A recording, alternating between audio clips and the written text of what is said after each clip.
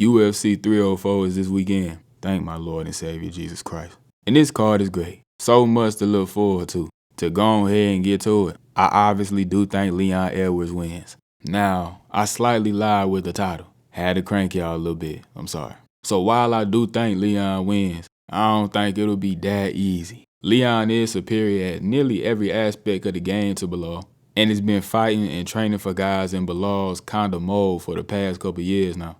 Leon's obviously a great striker, one of the organization's best. Cool boxing, but he has some of the best kicks in the game. And one of the best aspects of his game is his distance management. He is great at getting and keeping you at whatever range he so chooses, which is usually kickboxing range. But he is very well rounded, being strong in the clinch, where he can really throw his knees and elbows, and has improved to become one of the better wrestlers in the division as well. Mainly defensively, but he can take you down too. Now, for as much as the streets hate Belal Muhammad, he is quite good in his own right. He's an okay at best striker, offensively at least, in my opinion. If you let his trainer tell it though, he has Canelo level boxing. Jesus. Defensively though, he does do pretty well in moving away and covering up to minimize damage. He's also a smart fighter, knowing exactly what it is he need to do to win, and he will do it. Khabib is also apparently giving Belal the beat Leon Edwards handbook, which is an interesting development, but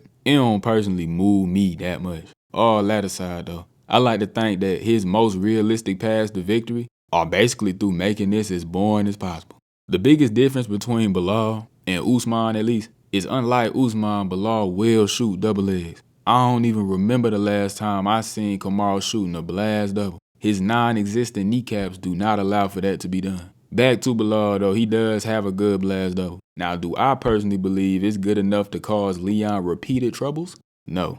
But I mean, it's possible. What I think is always the most concerning thing about Leon is he'll sometimes have these lapses, allowing himself to maybe get caught by something he shouldn't have, or putting himself in a bad position. And hey, even though Belal should be mostly outmatched and has these pillow hands or whatever, all it takes is that one moment.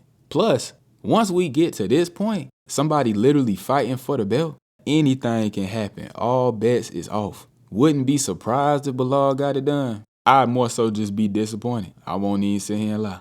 Moving on to another rematch, this time between Tom Aspinall and Curtis Blaydes for the heavyweight belt. Now, I ain't mentioned the first matchup between Leon and Belal, just like how I want for this one, because I really just don't care, to be honest. Even more so for these two, because they first encounter, I'll call it, only lasted what, like 15 seconds or something like that? And it was a long time ago. Tom's drastically improved since then, and Blaydes has too whole time, low-key.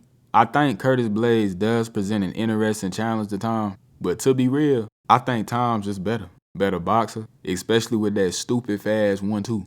Great kicks, specifically them leg kicks. He's easily faster, really just an oversized middleweight, and he's definitely the far better grappler. Now the wrestling, I don't think Kurt want to take Tom down, even though we don't know what's up with Tom off his back, for real, actually. But what I am interested in is to see if Tom shoots some takedowns. He too is a very good wrestler, and Kurt was low-key just getting manhandled by Jalton Almeida. And a wrestler never want to be on his back. Just an interesting little something to think about, at least. Because I think a bulk of this will be a striking match, where again, Tom is better, more versatile, faster, and probably more powerful. But Blaydes has good boxing. And even though he ain't that fast, he's got some pretty good timing and placement. And it's heavyweight. So, you know, anything could happen.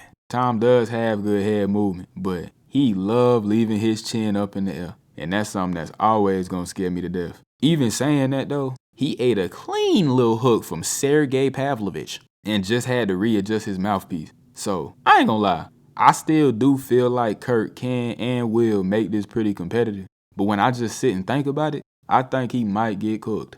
Bobby Green versus Paddy Pimblett. I hate this fight. I promise you I do. Because Bobby Green should win. He's got some key things on his side. He's the better striker, faster, good takedown defense. And most importantly, Paddy sucks, bro. My lord, he stinks.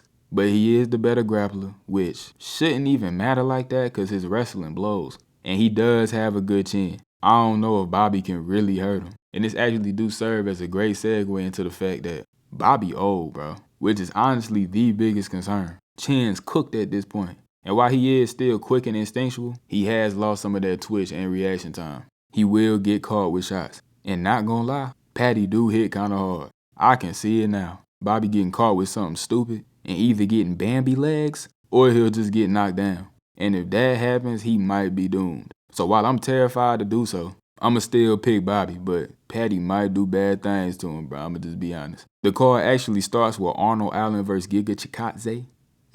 I think Arnold has everything needed to beat Giga, who actually a geezer, Jesus Christ. But it'll be absolutely necessary, completely imperative, for Arnold to walk Giga down, stifling them kicks, stay in his face and beat him up, Calvin Kattar style. Mix in takedowns too for good measure. Long as he do that, I don't think he should have too much trouble. But I mean, hey, if he want to stand in kickboxing range and have a kickboxing match, he can do that.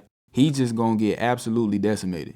I don't think Allen's an idiot though, so I'll pick him. Got some other interesting names on the card too. Nathaniel Wood, Molly McCann, I'll take them both. And on the early prelims now, they done moved Muhammad Mokaev and Manel Kape. It's kind of nuts having a ranked matchup like this on the early prelims, but I get it, low-key. I do like Manel Kape a lot, actually. And he should present at least a challenge to the lay-in prayer of the division. But I honestly feel like his best chance at winning is legitimately just catching Mokaev coming in for a takedown. Ideally, he'll be the one moving Mokaev backwards and go to work. Because takedowns are at least easier to see when you got a wrestler moving backwards. Mokaev can be aggravating to watch, but the wrestling is strong, bro. And we done seen Manel get taken down by guys who are not Muhammad Mokaev. And over the course of 15 minutes, I don't know if he'll be able to keep up for that long. I hope Kape can sleep, dude, but I'm going to go ahead and pick Mokaev, bro. This card is so tough.